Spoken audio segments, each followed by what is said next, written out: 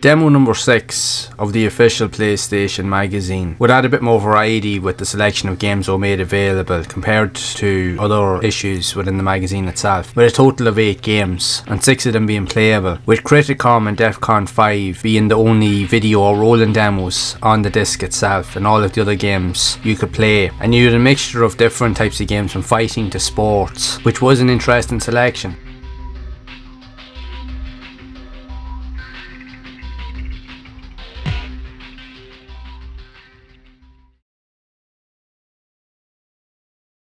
Striker 96 would be among the earliest soccer games or sports games ever released on the PlayStation, and critics at the time didn't really review the game all that well. Although it's not to say that it's a bad game, but it's definitely not the best soccer game on the console. But for an early attempt at soccer games, yeah, it was interesting, with the majority of the game in somewhat using 3D aspects, but the characters and the sprites on screen were all 2D. It was a tough game though, I will admit, to master. I have covered it in previous videos, there'll be links in the description. But it was one of the earliest games that allowed you to play both indoor and outdoor soccer modes, and you could also play as 5-a-side in both of those modes as well, so it added a totally different dynamic to the football experience. More or less this was a follow-up to earlier games that would have been on previous consoles. I remember a mate of mine having a striker game for the Super Nintendo, and I have to say that was a blast. We spent more time playing the indoor football modes because you could literally hit the ball, and if you had any sort of clout with understanding the controls, you could direct the ball in mid-flight and literally just ping it wherever you wanted it to go. Now we used to score some screamers literally from the halfway line or just from the kickoff. If you knew what you were doing, you could totally catch the keeper off guard and just send them the wrong way, and the crowds would just go bananas when you did score. A lot of the same can be seen here as well, because when you do hit the ball you can have some control over its direction to some degree, but that's if you can get the ball, and even if you do, you never can really hold on to it for long without someone taking it off you. Now I was lucky enough when I was playing this demo that I managed to get a penalty and I managed to win, which I didn't expect, to be honest. I was expecting to get a hammering. So it was a case of when I scored the penalty, just trying to hold off for as long as I could, and if I could get an odd chance here or there that I would try to take it, but it didn't really happen all that much. But still, I was proud that I was able to score a goal at least. Yeah, it's not the best soccer game that was on the PlayStation, but it does offer something interesting, because considering it's an early game, this is what games would have looked like and played during the early months and years of the console's lifespan, and just with early 3D games in general, because games still mix those aspects of both 2D and 3D visuals together, and in many cases they did work, but they might not have appealed to everybody. But it is what it is. It's just a reflection of its time. But if you do like classic games, like, there is no harm in giving it a look, because let's just put it this way, the PlayStation has a shed ton of soccer games that were available for it, so this one here, no harm in giving it a look and see what you might think of it. But there are better games, I'm just going to say that outright.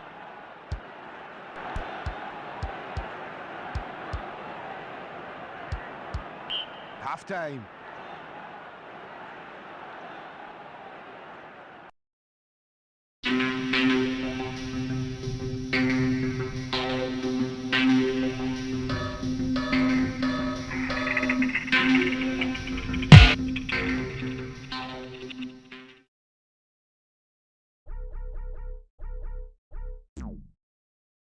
Crazy Ivan would be among some of the first ever first-person shooter games ever on the PlayStation, and while it did get mixed reviews upon its launch, it was still seen as somewhat of a plus point for the PlayStation due to its visual appeal, because the level of detail for its time, it definitely expanded on what had previously been seen, with the game using full motion video for its movie sequences and cutscenes, and there was a lot of visual detail on display that really pushed the capabilities of the console for that time. So with this particular demo, it would also be one of the first playable demos of the game in existence during this period, that give you one map from the level, and you had different objectives with a variety of different enemies and sub-bosses or mini-bosses to fight throughout each level. But the one thing that the game was criticised for is that in each level you could literally bypass all of these other objectives and literally just go head on and race to the end to meet with the final boss and just defeat him if you knew how to use the controls and knew how to use just like run and gun or strafe strafe from side to side and dodge his attacks while shooting, you could defeat the level in only a couple of moments instead of having to deal with everything else. But in saying that, if you did try to go through the game the legit route, it can be quite tough because the controls, while they do work, can be quite clunky because you have to use the shoulder buttons to look up and down, even to strafe, and it does become a bit cumbersome and didn't feel as refined when you look at more modern shooters that came out later on. But like I said, it's a reflection of its time. Back then, control systems were still in their early stages with regards to 3D models and just capabilities. Developers were still trying to figure out the best suitable methods, and because they hadn't got analog controls at that time as well, it definitely left for a more tricky experience, to say the least. But the one advantage that the game did have for it is that in this demo you did have quite a selection of weapons at your disposal, from phasers to laser guns, explosives, rockets and cannons that could do serious amount of devastating damage to opponents if you could hit, mind you. But it was tricky, but it would take quite a few attempts to really figure out what to do in the beginning anyway. It won't be for everybody, but this is just one of the first and earliest examples of a first person shooter seen on the PlayStation.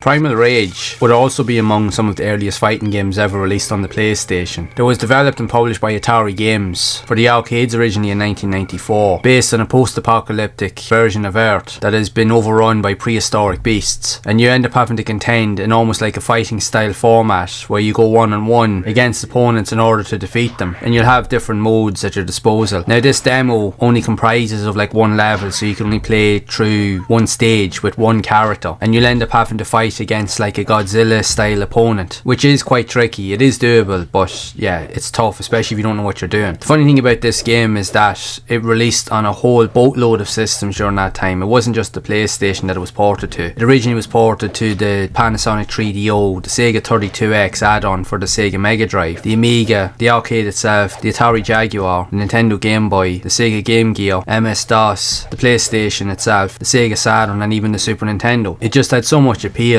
so much in a way that when it was released, its reception was met with critical success. It seemed to be a very, very popular game across all versions and regions that it released on. And I think because of the similarities, because the game presents itself in like a 2D format where the characters are pretty much digitized sprites, very much like Mortal Kombat. If anything, when you look at it from the offset, you could consider it as a Mortal Kombat clone, only with dinosaurs, because there's a lot of blood, guts and gore that is on display, and you'll see that with all of the variety of movesets and combos that you'll be able to unleash once you can figure them out, that is. Yeah, for this demo, it's interesting. While there was previous rolling demos on some of the other demo discs that only kind of highlighted early examples of the game, but this would have been one of the first playable demos that you could officially get. Now, if you compare it to other fighting games of the time, like Mortal Kombat or Street Fighter, it wasn't as fast paced, especially with the console versions. It did feel a little bit more sluggish. Yes, it was playable and it was a lot of fun, but it just didn't have the fluency of other well-known fighters of the time. The definitive version obviously would have been the arcade edition, but the console ports obviously did a good job because they were seen as also successful editions. Yeah, it's an interesting one. It's a reflection of its time, and yet it just fits in with all of the boatload of fighting games that were released on the platform over the years. I will end up covering this one in a future video, so be sure to keep an eye out for it. But yeah, give it a try at least if you want to see one of the earliest fighting games released on the PlayStation.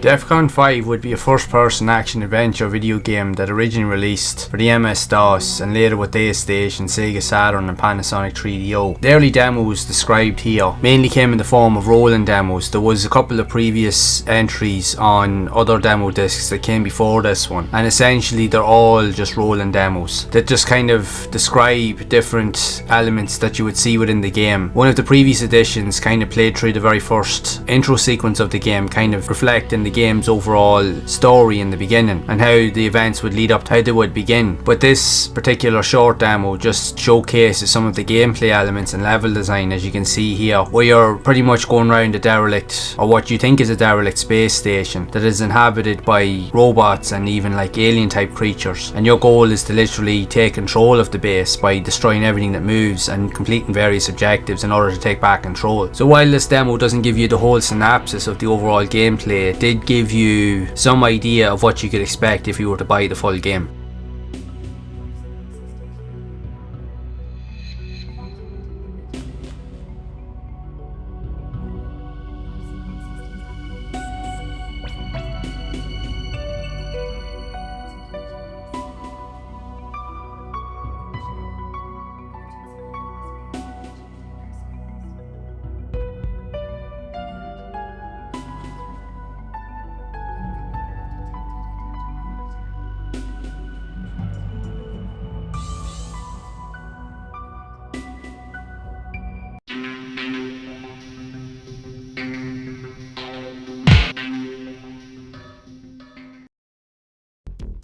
The second of the rolling demo videos would come in the form of Criticom, which would be a 1995 fighting game developed by Kronos Digital Entertainment. They would also see a subsequent port added to the Sega Saturn in 1996, and it would be an early 3D polygonal fighter featuring many sci-fi backgrounds, backstory and aesthetics, with 8 fighters that you can use across the galaxy, each attempting to get their hands on a particular crystal artifact. Now this demo only gives you a showcase of 2 possible characters from within the game that are fighting, but as the demo plays out, you first see them in their basic standard format, and then eventually each subsequent fight, even though it only lasts a couple of seconds pretty much, you can see them being presented with unique upgrades or even armour that obviously will give them a distinct advantage within each altercation. For its time, the reception that it got, critics were enthusiastic upon its first glimpses, but unfortunately didn't get the best of appeal upon the game's release, mainly receiving negative reviews among critics, stating that they also liked the characters' designs and graphics, but it was outweighed by the poor animation, sluggish controls and overall gameplay. It just felt very clunky and just slow compared to other fighting games that were appearing at the time, because you had the likes of Battle Arena Toshinden, you had also the arcade port of Tekken, which was leaps and bounds ahead of everything else on the system. So Criticom definitely fell way short in that remark, even to a point that it was often seen as one of the worst fighting games of the year. Like, it has its pros and its cons. It definitely had some characteristics that were seen as really good, but the gameplay overall just supposedly lacked. But the demo itself made it look half decent, but you'll have to play it to see for yourself. Commence battle.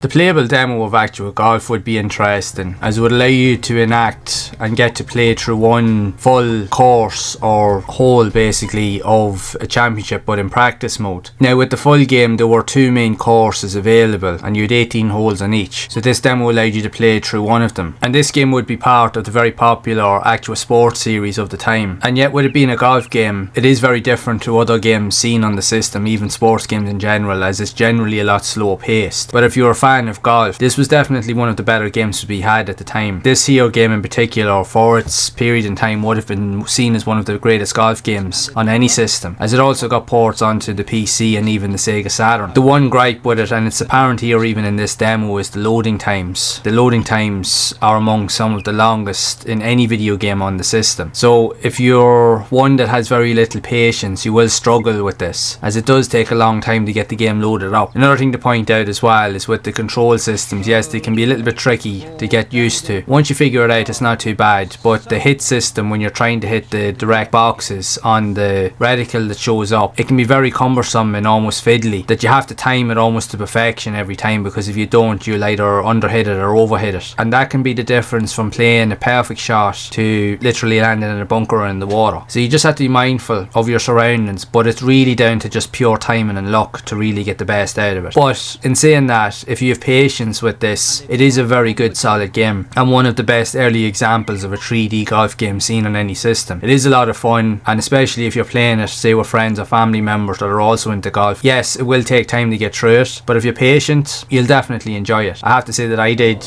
growing up, because I had this and even used to play this with my dad, and he was a big fan of it as well. If anything, he was as bad as us. We couldn't get him off the computer once he started playing it, because this was more of his thing. But when you would sit down and everybody would play it together, it was actually a lot more fun. So this demo just kind of reminds you of that. But in many cases, the demo itself would have been a lot of fun just for casual players, because you would have been able to play this over and over again in order to perfect the gameplay style and technique, so that if you did decide to go out and get the full game, you'd have an idea of how to master it. But it's still a worthy challenge for anyone that's a golf fan. I would recommend you play it, even now that this game is pretty much nearly 30 years old. Still worth the play.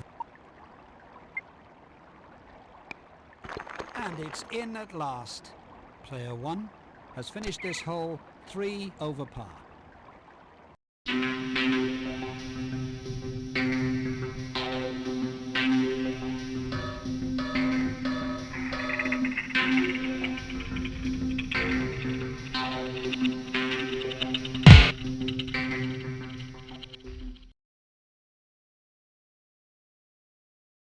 Actua Soccer, when it released in late 1995 on the PC and in early 1996 on the PlayStation and the Sega Saturn, would be seen as one of the first ever, or among some of the earliest ever, full 3D soccer games ever created, and was a marvel for its time. While it hasn't aged well, and it's often considered as quite cumbersome, clunky and even sluggish by today's standards, it was an early rendition of what football games could be. When we look at the FIFA games and even the ISS Pro series from Konami that came out a couple of years later, you can definitely see where they got their influences from, because they took the inspiration from the Actua sports games and just perfected on that formula to create some of the best soccer games ever. But a lot of it would not have been possible without this game. You can play through different camera angles. Yes, the controls can be twitchy and just fiddly to get used to, and sometimes, depending on the camera angles as well, completely can overwhelm you and throw you off, because you don't really know where you are or where you're supposed to be. Now, when you get familiar with it, it will take time and you will get to grips with it, but it just takes a while. But everything has to be precise. Like when you're passing the ball, you have to make sure that the player is there on the receiving end to take the ball and then to run on with it, and you have to make sure that you hit the right button at the right time in order to get off a shot or a pass or a cross. It just takes a lot of time and effort to understand what's really going on. But what was very cool about this game back in the day was the level of detail. Yes, the ambience and the atmosphere. It just felt very like a football game that you would have watched on TV from back in the day. It definitely captured that atmosphere down to a T. It really did. Coupled with that, you also even had sponsorships along the side of the billboards as well, which made it feel very authentic and realistic. But then even when you're listening to the sound effects and even just the crowd shouting, but then you had the commentary from Barry Davis as well, which made it feel like a more authentic football experience, which was very, very cool. There was a previous demo on one of the other demo CDs among some of the earlier issues, but it was more of a video demo that was highlighting the making of the game. While it's interesting to look at, I will leave a link to that video down in the description, and it just gives you an early rendition of the development processes and phases of the game before it was released. So you can definitely see that the developers and all of the team members put a lot of time and effort into trying to make this, for its time, the most authentic football experience that was out there. And for a period in time, it was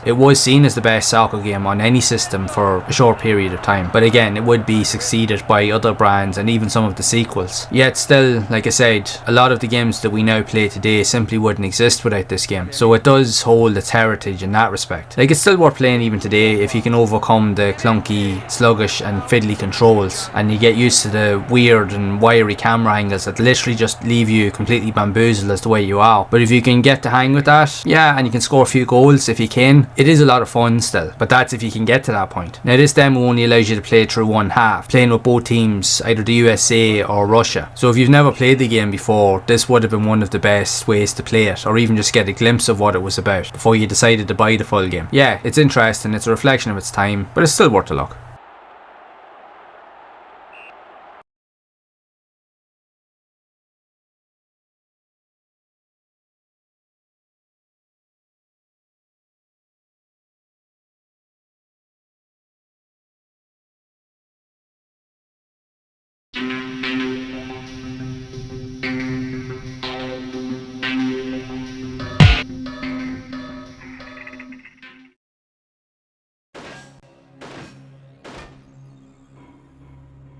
Loaded is a science fiction themed top-down multi-directional shooter that was developed by Gremlin Interactive for the PlayStation and released in late 1995, and the game would also see a port on the Sega Saturn in the following year. The one thing that's apparent with this game is that its level of detail, but its violent nature is apparent from the get-go, where you could literally blow apart enemies and just completely eviscerate them altogether, blow them to smithereens, with the devastating weaponry that you had to hand. And you could also achieve and acquire upgrades to make your weapons even more powerful, to make it easier to destroy enemies pretty much, and you would have various objectives throughout each of the levels. Now the demo level in this particular instance is different from some of the other demos that you would have seen on some of the Demo 1 CDs that would have come packaged with the PlayStation, with those particular levels being housed more so in a prison based on the early levels of the game. This one would have been based pretty much midway or nearly halfway through the game, around level 7, so you're outside in the wilderness and you have to find a hidden teleport system to take you to another level, which is hidden in an old church. And for that to happen, you have to find your typical key cards and find hidden gates and rooms, while also trying to defeat all of the enemies in question in order to survive. The one consolation with this, it is very tough, but you can go into the options menu and you can increase the amount of lives that you have and even your continues. So it will give you a good chance to get through the level. Now I managed to do it here, even though it took a while, as it is quite tough, but it is achievable. But when you know where everything is, you can bypass a lot of the enemies and only deal with the ones that are kind of getting in your way, or if you get overwhelmed or bombarded with enemies that are kind of grouping around you, and just keep moving forward until you reach the end point. I have covered this game in previous videos, there'll be links in the description, and it is a good solid game. Yes, it can get a bit repetitive after a while, but if you like all of the hyper violence, blood, guts and gore, this will definitely be your thing. And considering this was an early game on the PlayStation, it definitely managed to appeal to that nature or that dynamic. And it would be followed up with a sequel under Reloaded, which again I have covered in another previous video, but it just didn't have the same appeal. While yes, it was more of the same, the graphics were different, the overall gameplay and just look and feel of the game just felt off, and it just felt different. It just didn't hit that mark the same way that this game did. If they had kept the sequel the same as this here, I think it would have done a lot better. This is the best of the two games. It is the definitive version. If you want to play any of the games really in the series, just play this one if you can. But still, yeah, this demo is a challenge. It will take a few tries if you're not sure of what you're doing. You might find it a bit of a struggle in the beginning, but if you spent any level of time playing the game, you'll understand what to do and you won't be long figuring out where to go and how to finish it. And realistically, this demo is shorter as long as you want to make it. It'll keep going as long as you have lives to keep going. So it is down to you at the end of the day.